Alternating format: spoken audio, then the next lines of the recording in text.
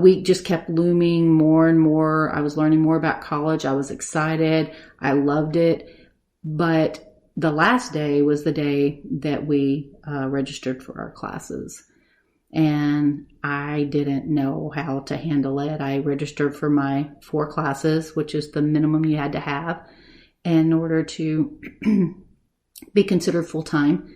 And they just kept saying, be sure and register for full-time. So for financial aid or whatever, I'd never heard of financial aid. I didn't know what that was. But whenever I got my bill, I was so scared because, of course, it would be 10 times as much now.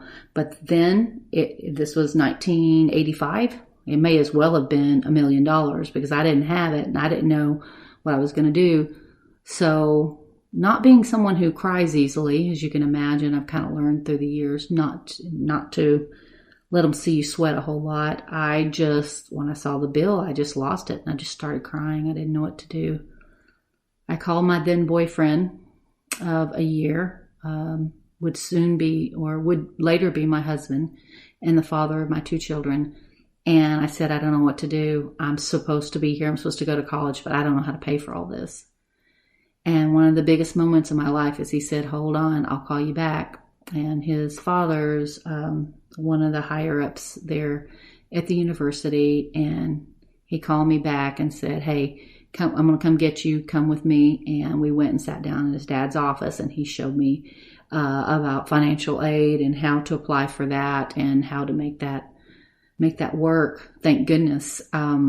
But with financial aid, I knew me and I would never allow my debt to just climb for the years it would take to get what I thought was a degree. I didn't have it formulated in my mind. I just knew I was supposed to be in college. But 1 year later was when my dad was laying in the hospital in his coma. And after he died, he received the posthumous 100% disability, unbeknownst to him, or I happen to know he did know even after he died. But I got a letter that said, you and your brothers have the opportunity to go to college until the age of 23, completely free. That was the miracle I was looking for. I didn't know where the answer was, but I put my foot forward, and a year later, there was the answer. And so that allowed me to get my undergraduate in business. And then the day I walked across the stage and got my bachelor's degree in business, 1 month later, I was married to someone that I had been with and dated for 5 years. And that being married and sharing your life with somebody when you've been through all of the abuses and all the things that have occurred, trust doesn't come easily. But I took that risk, and even after 5 years, it was very difficult. And we were married. We were married for 7 years before having our 2 children. And during that time, after being out in the business world for about a year or 2 years, I decided that this wasn't fulfilling enough for me. It just wasn't. I've worked at a couple of places, difficult places, kind of paying the dues, but it just didn't do it for me. So I went back to school to get my master's in counseling. Now, part of what provoked that was that after getting married, it was very difficult. Again, the vulnerability, the trust level, all of it. The first year, nobody told me that first year is pretty difficult. And so that led to me going into counseling and doing my own hardcore inner child work in counseling for about 4 or 5 years. And it changed my life. And I decided that I wanted to be able to do that for other people. So the marriage led to counseling, which led to me going to school to get my master's in counseling and be able to do for others what had been done for me and with me. So thank you, Jackie, out there, wherever you are. She was amazing. She is an amazing therapist. So, had a few children. They are now 26 and 22, doing beautifully. I'd like to think that he and I did a better job than a better environment than what I grew up in. Again, recognizing that my mom did the best she could, given the struggle that my dad was, and which was his walk to walk, and it taught me a lot. So when we had been married 16 years, for quite a few reasons, I decided to leave my husband, and that was 14 years ago, and I have not remarried. I have been given an opportunity, as you guys know, to travel and to work with our military, our different branches, being a therapist, and it's changed my life. My kids are very solid and independent and do beautifully, and they come see me, and I go home very often. But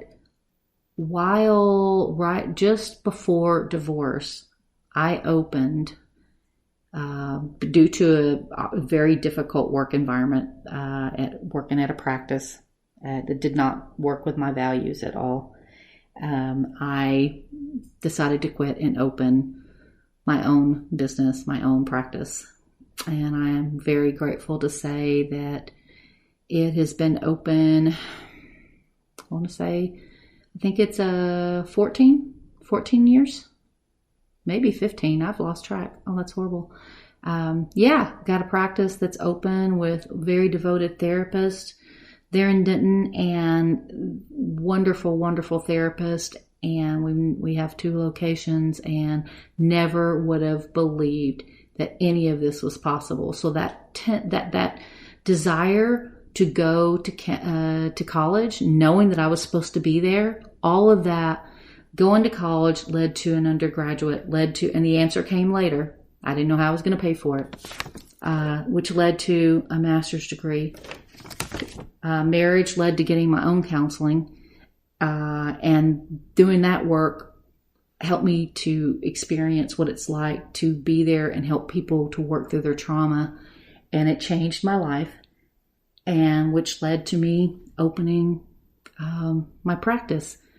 And to this day, you could pinch me. I don't know how we did it. I say we because I opened the practice, but then soon after, my right hand, Lori, joined and helping me with the admin part of it, scheduling, helping me with software, all that stuff. And before you know it, she had her own master's and license, and she's a wonderful therapist too now.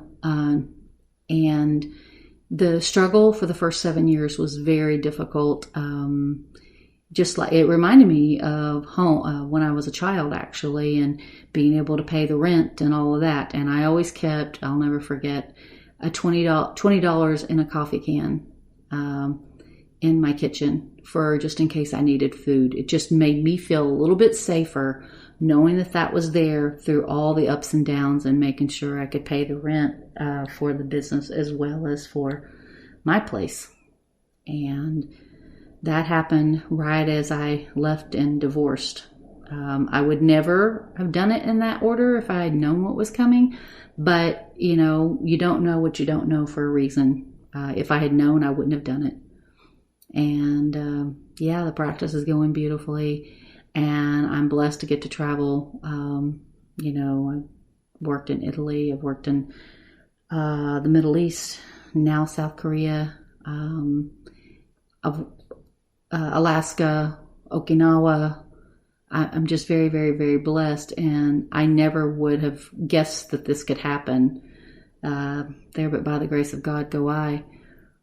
But let's just say I have been through my own struggles, my own betrayals, hurt, abuse,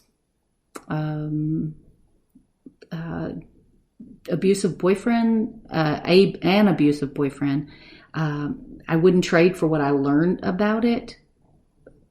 It helps me to empathize with clients even more. But when I say, for your sake, forgive, that in no way says that to forgive is to let them off the hook. When you say, I forgive, that is about what had happened to you. But it doesn't mean that they get to sit at the table with you ever again. It doesn't mean that you're to trust them again. It doesn't mean that you're to let them back in your life. Forgiveness is simply for you. Is it easy to do? No, it's not. And can you just go, okay, I forgive them? No. You have to do the work with it. You have to do the yelling, and you have to cut the cord, the energetic cords. You have to do your steering wheel, I call them steering wheel conversations, or steering wheel yelling in your car. It is singing through your pain. It is writing letters and burning them. It is whatever you have to do to feel through the pain, only to be able to let it go. Was I affected by what I grew up in and what I saw? Was I affected by the abuses that happened? Of course. But if I was still carrying that stuff, I would be an angry, bitter human being, and I wouldn't be able to do what I do in this world. And it doesn't mean that if you're not a therapist or a healer of some sort, that what you do doesn't matter. All of that anger and hurt is heavy to carry around, every bit of it. So when you forgive, it does not say it's okay that what you did to me. It says, I will no longer carry it with me. I will no longer let it impact my life, except for teaching and to empathize with those who've gone through their own pain. I remember after a particularly difficult session where my therapist accompanied me to the gravesite to do some yelling. It's like an empty chair technique where you picture someone in a chair and you say what you need to say to them, and it allows you to release. Well, instead, we went to the graveside, and it was very difficult. It was very painful. I hurt. I cried. I let everything out.